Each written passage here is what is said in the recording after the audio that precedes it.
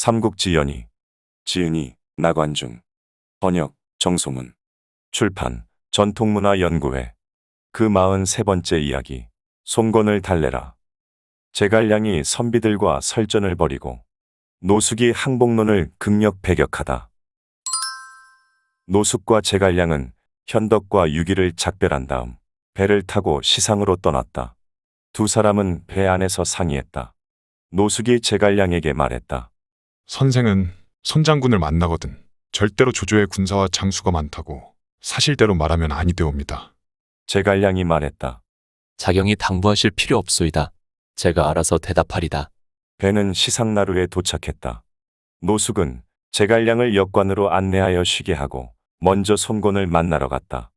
손권은 마침 문무관들을 당상에 모아놓고 이를 의논하고 있었다. 노숙이 돌아왔다는 보고를 받자 급히 불러들여 물었다. 자경이 강화로 가서 허실을 알아보니 어떠했소? 노숙이 말했다. 대충 알아왔사옵니다만 천천히 품에 올리겠사옵니다. 손권은 조조의 경문을 노숙에게 보여주며 말했다. 조조가 어제 사자를 시켜 경문을 보내왔소. 내가 사자를 먼저 돌려보내고 지금 여러 사람들과 이 일을 상의하고 있으나 결론을 내리지 못하고 있소. 노숙은 경문을 받아보았다. 내용은 대강 이러했다. 나는 황제의 명에 따라 조서를 받들고 죄를 추궁하기 위해 정모를 앞세우고 남쪽으로 왔어. 유종은 꼼짝도 못했고 형주의 백성들은 소문만 듣고도 귀순하였어. 지금 100만 명의 대군과 1000명의 상장을 거느리고 장군과 함께 강화에서 사냥을 하여 함께 유비를 치고 땅을 똑같이 나누어 영원한 우호를 맺고자 하니 관망하지 말고 빨리 회답 주면 다행이겠소. 노숙은 다 보고 나서 말했다. 주공의 뜻은 어떠하시옵니까? 손권이 말했다. 아직 결정을 못하였소. 장소가 말했다. 조조는 100만 대군을 거느리고 천자라는 명분을 앞세우며 사방을 정벌하고 있으니 한거하면 역적이 되옵니다. 게다가 주공의 형편으로 조조를 막을 수 있는 것은 장강뿐인데 지금 조조는 이미 형주를 손에 넣었으니 장강마저 우리와 공유하게 되었사옵니다. 조조의 위력을 당해낼 수는 없을 듯하옵니다. 제 생각에는 항복하라는 권고를 받아들이는 것이 낫겠사옵니다. 그것이 만번 안전한 계책이옵니다. 여러 모사들이 같은 말을 했다. 자포의 말이 하늘의 뜻에 꼭 맞사옵니다. 손권은 주저하며 아무 말도 안 했다. 장소가 다시 말했다. 주공께서는 그렇게 의심하실 필요가 없사옵니다. 만일 조조에게 항복한다면 동호의 백성은 편안하고 강남의 6개 군을 보호할 수 있을 것이옵니다. 손권은 고개를 숙인 채 아무 말도 않았다. 잠시 후 손권은 소피를 보러 자리에서 일어섰다. 노숙은 손권의 뒤를 따라갔다. 손권은 노숙의 뜻을 알고 노숙의 손을 잡으며 말했다. 경은 어떻게 하겠소? 노숙이 말했다. 방금 여러 사람이 한 말은 장군을 대단히 잘못 이끌고 있사옵니다. 그들은 모두 조조에게 항복해도 되지만 장군만은 조조에게 항복해서는 아니되옵니다. 무슨 말이요?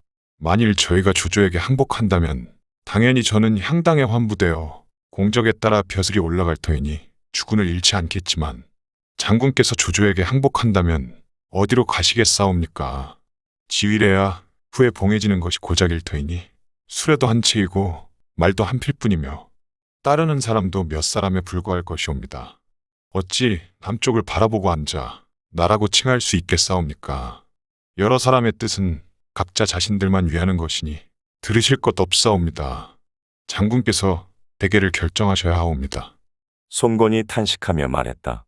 여러 사람의 논의를 듣고 나는 크게 실망했는데 자경이 대계에 관해 말해주니 바로 나의 생각과 똑같소. 이것은 하늘이 자경을 나에게 내리신 것이오.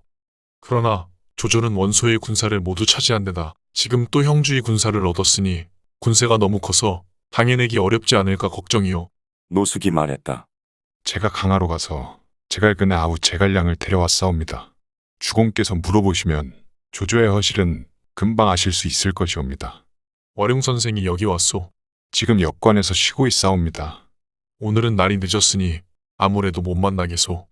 내일 문무관원들을 장하에 모아놓고 먼저 우리 강동의 뛰어난 인물들을 만나보게 한 다음에 당으로 올라와 이를 의논하도록 하오.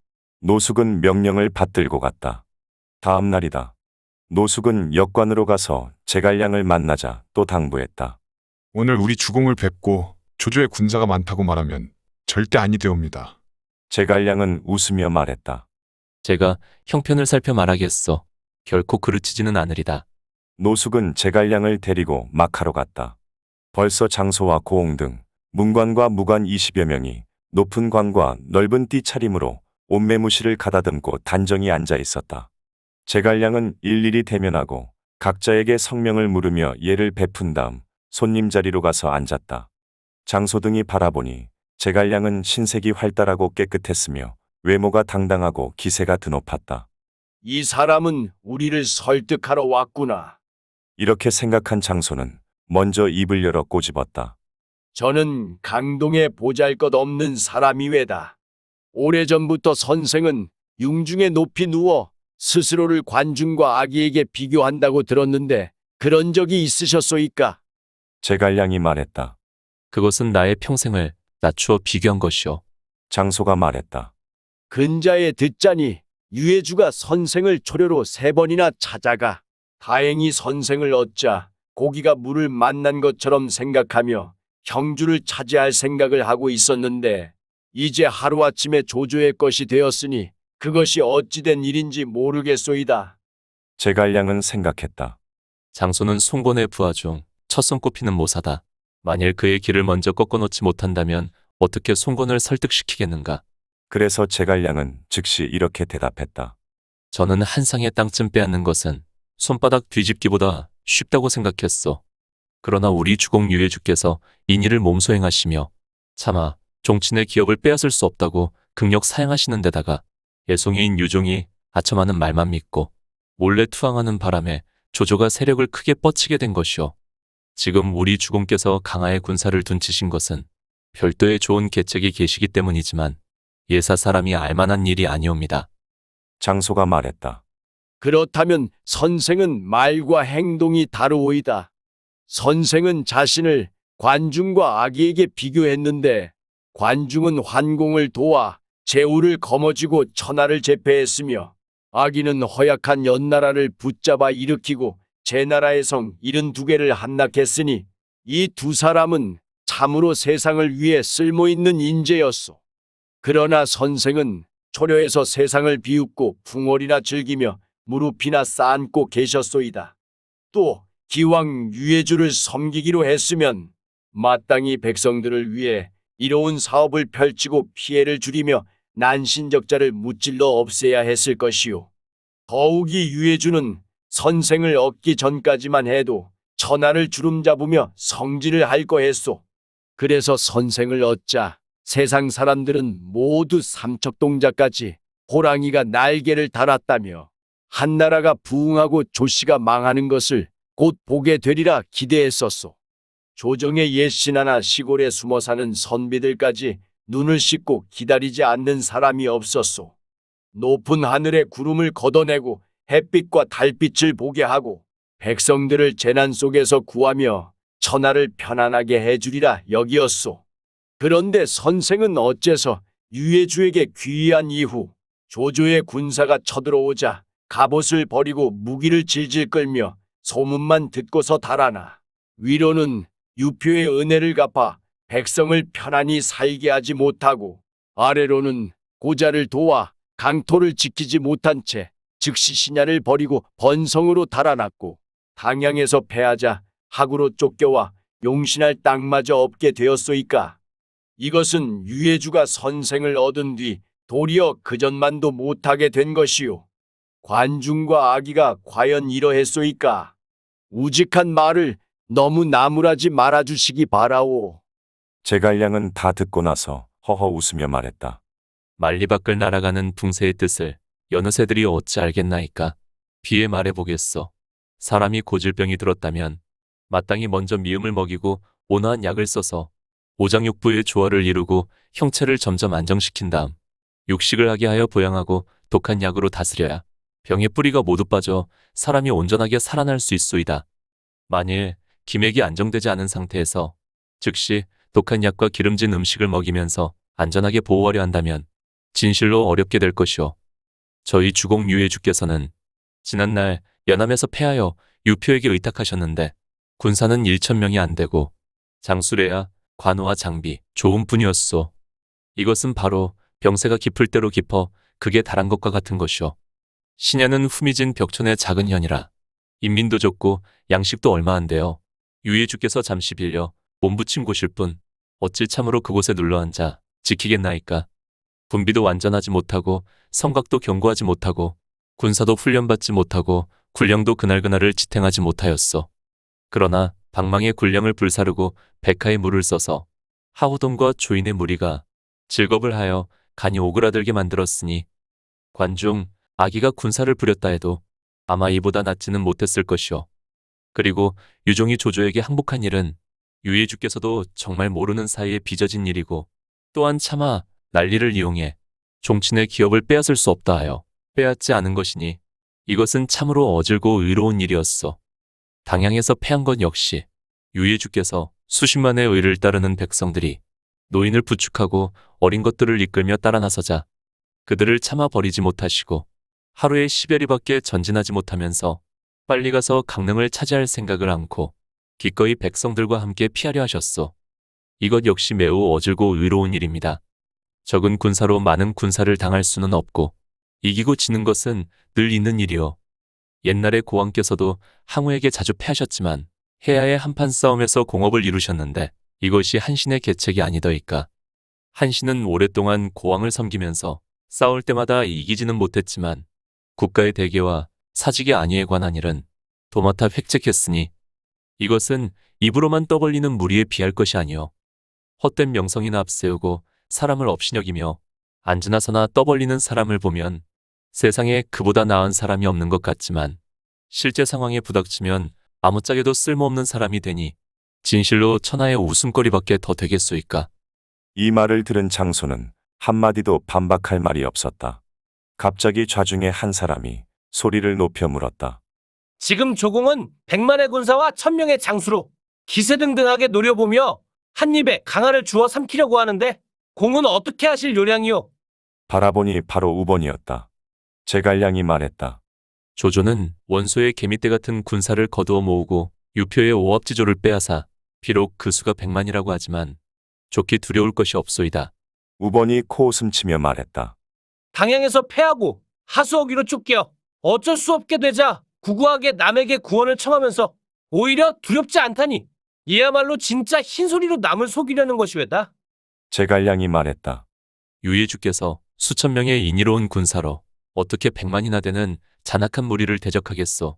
하고로 물러나 지키는 것은 때를 기다리는 것이오. 지금 강동은 군사도 강력하고 군량도 풍족한 데다가 장강이라는 천엄의 요충이 있는데도 그의 주인에게 무릎을 꿇고 역적에게 항복하라면서 천하의 멸시와 조소도 돌아보지 않으니 이로써 논한다면 유예주는 참으로 조조를 겁내지 않는 분이시오. 우번은 대꾸하지 못했다. 좌중에서 또 한 사람이 물었다. 공명은 소진장이처럼 동호를 설득시키려는 것이오? 바라보니 바로 보질이었다. 제갈량이 말했다. 보자사는 소진장애를 말만 잘하는 사람으로 아시고 소진장애 역시 호걸이라는 것을 모르시옵니다. 소진은 6나라의 재상을 겸하였고 장애는 2번이나 진나라의 재상을 역임했으니 모두 나라를 바로잡아 일으켜 세울 수 있는 계책을 갖고 있었소. 강한 자에게 굽실거리고 약한 자를 능멸하며 도검이 무섭다고 피하는 사람들과 비할 바가 아니옵니다. 여러분은 조조가 속여 먹으려고 허풍 떠는 소리를 듣고 즉시 겁에 질려 항복하기를 청하면서 감히 소진 장애를 비웃는 것이오. 보질은 묵묵히 아무 말도 못했다. 갑자기 한 사람이 물었다. 공명은 조조를 어떤 사람으로 보시오?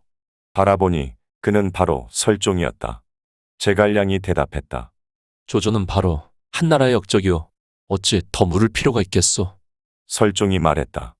공의 말은 잘못이오. 한나라는 오늘날까지 전해 내려와서 천수가 끝나려 하고 있어. 지금 조공은 이미 천하의 3분의 1을 차지했고 사람들도 모두 마음속으로 복종하고 있어. 유해주가 천실을 모르고 억지로 그와 다투려는 것은 바로 계란으로 바위를 치려는 것이니 어찌 패하지 않겠소이까.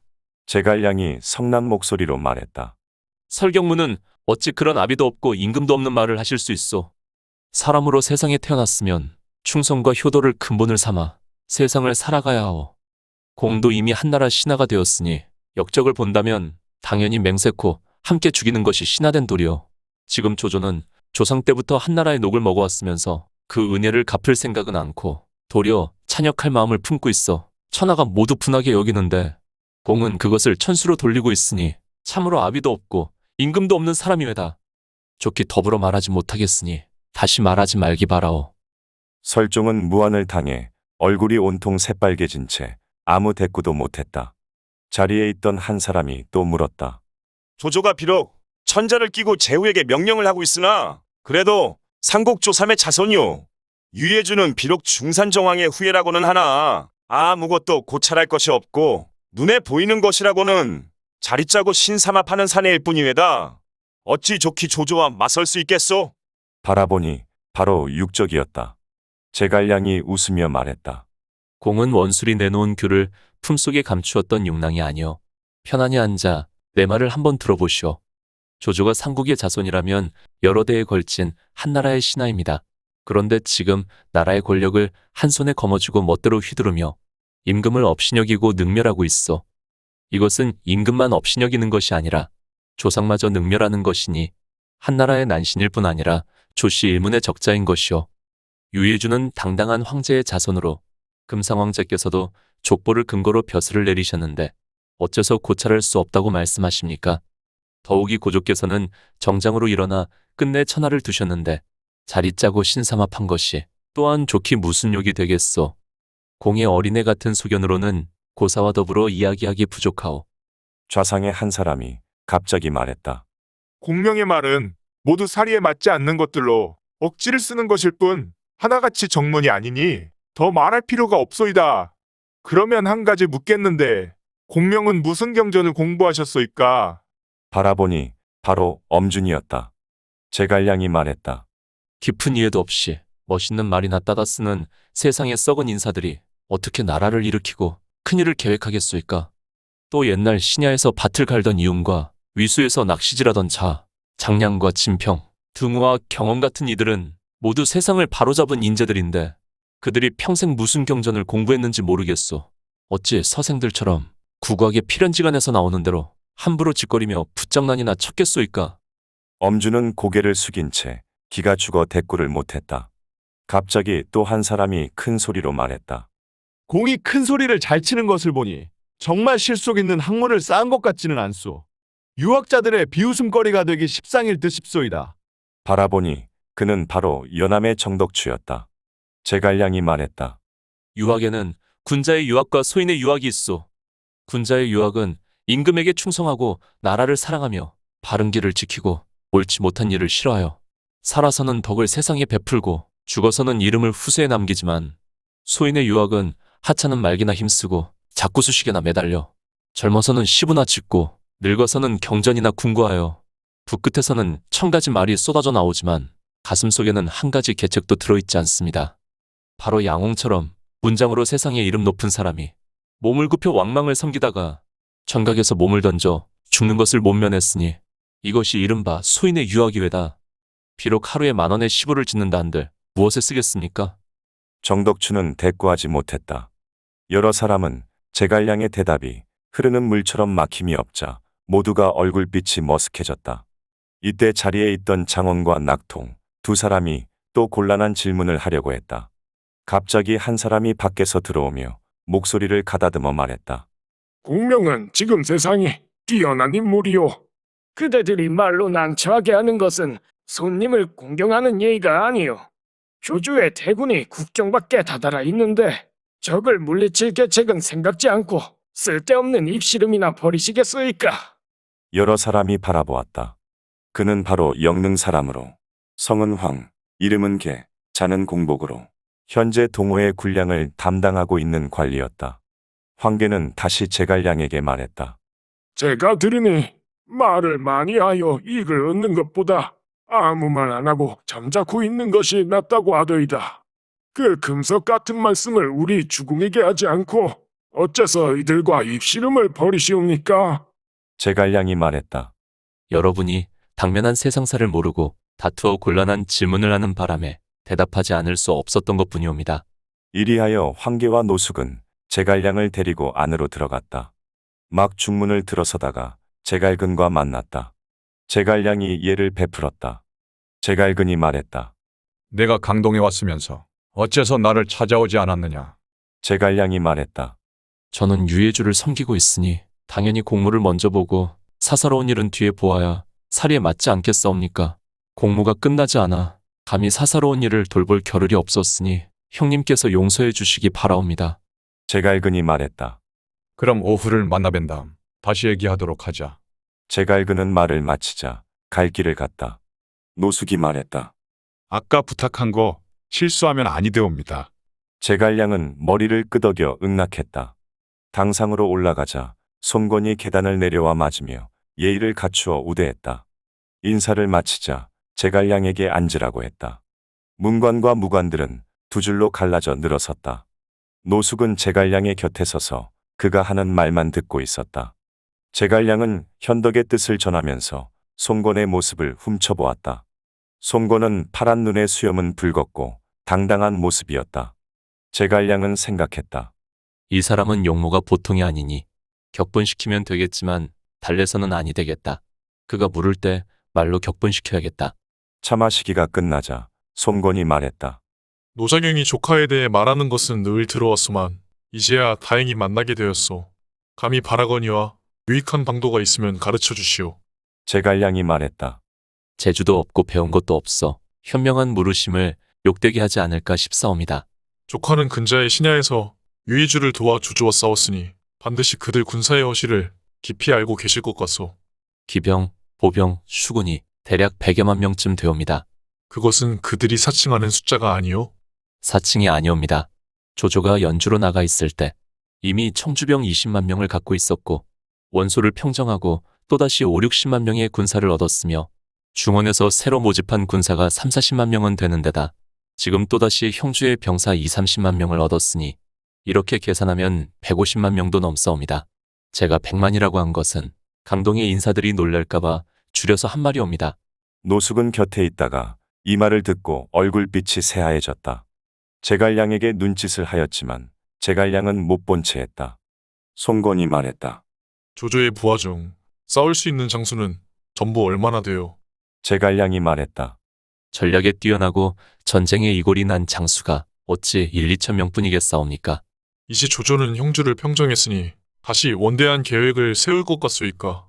지금 강을 따라 영차를 치고 전선을 준비하고 있는데 강동을 치려는 것이 아니면 어느 땅을 뺏으려는 것이겠사옵니까? 만일 그들에게 병탄하려는 뜻이 있다면 싸워야 할지 싸우지 말아야 할지 청컨대 조카는 나를 위하여 한번 결단해 보시오. 저에게 한 가지 드릴 말씀은 있사옵니다. 그러나 장군께서는 아마 듣지 않으실 것 같사옵니다. 훌륭한 말을 듣고 싶소. 오늘날 천하가 크게 어지럽기 때문에 장군은 강동에서 일어났고 유해주는 한남의 무리를 모아 조조와 함께 천하를 다투셨사옵니다. 지금 조조는 어려운 상대를 무찔러 거의 평정했고 가까이는 또 형주를 항복시켜 위세를 천하에 떨치고 있사옵니다.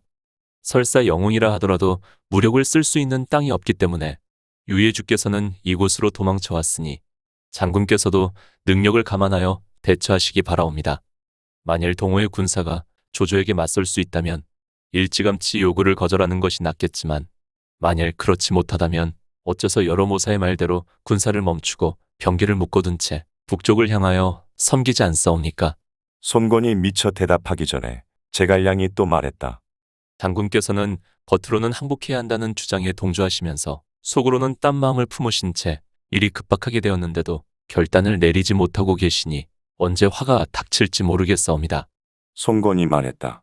진실로 그대의 말과 같다면 유해주는 어째서 조조에게 항복하지 않소? 옛날의 전행은 제 나라 장수에 불과했지만 오히려 의리를 지키고 욕되게 살지 않았사옵니다. 하물며 유해주는 황실의 자손이시고 세상에 첫 손꼽히는 영웅으로 많은 사람의 추앙을 한몸에 받고 계시옵니다. 일이 뜻대로 안 된다면 그것은 천수일 뿐입니다. 그렇다고 어찌 남의 밑에 굴복하시겠사옵니까? 손권은 제갈량의 이 말을 듣고 자신도 모르는 사이에 퍼르르 낯빛이 변하여 옷을 털고 일어나 후당으로 물러났다. 많은 사람들은 비웃으며 흩어졌다. 노숙이 제갈량을 책망했다. 선생은 왜 그런 말을 하셨소이까? 다행히 우리 주공께서 도량이 넓으시기 때문에 그 자리에서 선생의 말을 책하지는 않으셨지만 우리 주공을 너무 깔보셨소이다. 제갈량이 얼굴을 들고 크게 웃으며 말했다. 어째서 이렇게 사람을 용납하지 못하시오. 나에게는 조조를 무찌를 계책이 있어. 그러나 그쪽에서 묻지 않으니 나도 말하지 않은 것이오. 노숙이 말했다. 과연 좋은 계책이 있다면 제가 당연히 주공께 가르침을 청하도록 하겠소. 제갈량이 말했다. 나는 조조의 100만 대군쯤 개미떼처럼 볼 뿐이오. 내가 한번 손을 들면 모두 양념가루가 될 것이오. 노숙은 이 말을 듣고 즉시 후당으로 들어가 손권을 베었다. 손권은 노기가 채에 가시지 않은 얼굴로 노숙을 돌아보며 말했다. 공명은 나를 너무 심하게 업신여기고 있어. 노숙이 말했다. 신 역시 그로 인해 공명을 책했더니 공명은 도리어 웃으면서 주공께서 사람을 용납하지 못하신다고 하더이다. 조조를 무찌를 수 있는 계책을 공명은 가벼이 말하지 않으려 하옵니다. 주공께서는 어찌 알려달라고 청하지 않으시옵니까? 손권은 환한 얼굴이 금방 풀어져 기뻐하며 말했다. 공명은 원래 좋은 계책이 있기 때문에 말로 나를 자극시킨 것이구려. 내 한때 얕은 생각으로 큰 일을 그르칠 뻔했소이다. 즉시 노숙과 함께 당으로 나와 다시 제갈량에게 이야기를 청하기로 했다. 손권은 제갈량을 보자 사과의 말을 했다. 조금 전에는 내가 좀 무례했소. 나무라지 말아주면 다행이겠소. 제갈량 역시 사과의 말을 했다. 제 말이 너무 무례했사옵니다. 죄를 용서해 주시기 바라옵니다. 손권은 제갈량을 후당으로 청해들여 술대접을 했다. 술이 몇 순배 돌았다. 손권이 말했다. 조조가 평생 미워한 사람은 여포와 유표, 원소 원술, 유해주, 그리고 나뿐이었소. 이제 여러 영웅이 모두 죽었고 유해주와 나만 남았소. 내가 오의 땅을 온전히 지키지 못한다면 남의 압제를 받을 터이니 나의 뜻은 이미 결정되었소. 유해주가 아니면 더불어 조조를 막을 사람이 없소. 그러나 유해주는 크게 패한 끝이니 어떻게 이 어려움에 대처하겠소. 제갈량이 말했다. 유해주께서 비록 패하기는 하였지만 관원장이 여전히 정예병 1만 명을 거느리고 있고 유기가 거느리고 있는 강하의 전사들도 10,000명이 넘으면 넘었지 모자라지는 않사옵니다. 조조의 군사는 멀리서 오느라고 피로에 지쳐 있는 데다 유해주를 추격하느라고 하룻낮 하룻밤 동안 300리를 강행군했사옵니다. 이것은 이른바 멀리 날아온 화살은 얇은 명주도 뚫지 못한다는 것이옵니다. 또한 북쪽 사람들은 수전에 익숙하지 못하옵니다. 그리고 형주 백성들이 조조를 따르는 것 역시 위세로 억누르기 때문일 뿐 본심이 아니옵니다. 이제 장군께서 진실로 유해주와 힘을 합치고 마음을 합친다면 조조의 군사는 반드시 무찌를 수 있을 것이옵니다. 조조는 군사가 무너지면 반드시 북쪽으로 돌아갈 것이고 그렇게 되면 형주와 동호의 세력이 강해질 터이니 솥발의 형세가 이루어질 것이옵니다. 성공하느냐 실패하느냐 하는 계기는 오늘에 있으니 오직 장군만이 결단하실 수 있사옵니다. 손권은 대단히 기뻐하며 말했다. 선생의 말을 들으니 갑자기 마음이 확 트이는구려. 내 뜻은 이미 결정됐으니 다시 다른 의심이 없을 것이오. 오늘 즉시 군사를 일으키기로 상의하겠으니 함께 조조를 쳐 없애도록 합시다. 손권은 즉시 노숙에게 이러한 뜻을 문무관원에게 알리게 하고 제갈량에게 역관으로 가서 편히 쉬도록 했다. 장소는 손권이 군사를 일으키려 한다는 소식을 듣고 즉시 여러 관원과 의논하며 말했다. 공명의 계책에 빠지셨소이다. 그리고 급히 들어와 손권을 뵙고 말했다. 저희들은 주공께서 군사를 일으켜 조조와 싸우려 하신다고 들었사옵니다. 주공께서는 스스로 보시기에 원소와 비교하여 어떻다고 생각하시옵니까? 조조는 전날 군사도 미미하고 장수도 적었지만 오히려 일고의 원소를 무찔러 싸웁니다. 하물며 오늘은 100만 대군을 거느리고 남정에 나섰나이다. 어찌 가벼이 대적할 수 있겠사옵니까?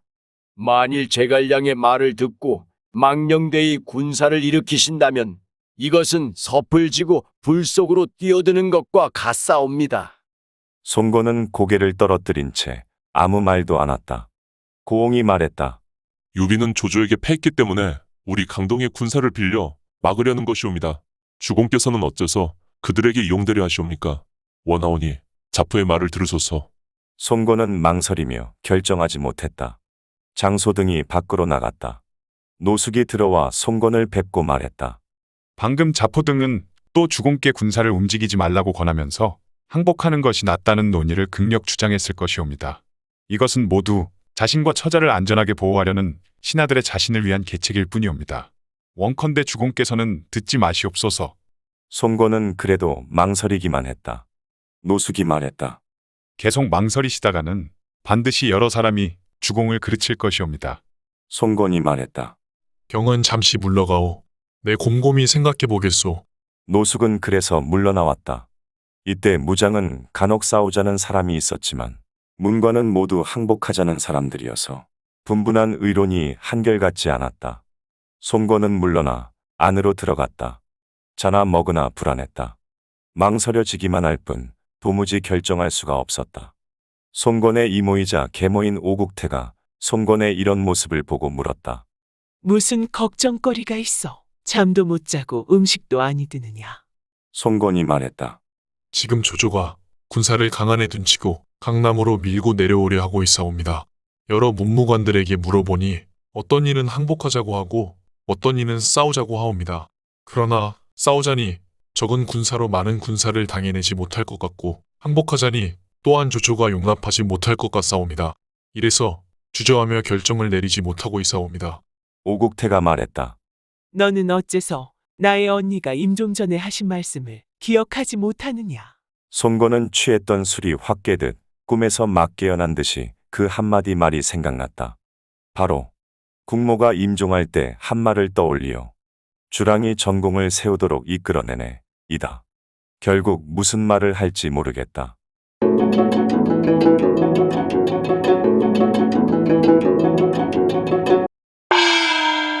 모시평야. 현덕은 손님으로 형주에 의탁하고 있다가 또다시 뿔뿔이 흩어지고 겨우 조조의 소나기를 벗어나 남쪽으로 달아났으나 발붙일 곳이 없었다.